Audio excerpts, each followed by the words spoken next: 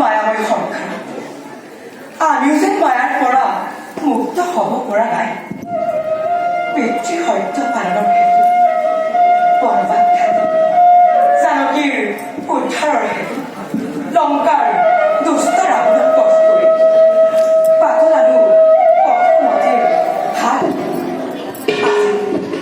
আজি আমি প্ৰজাপালক অযোধ্যাৰ আছো ন্যায় দণ্ড হাতে ধৰি লৈ এই শিষ্যমতে কৰি আছো অযোধ্যা শাসন কাৰণ আমি এই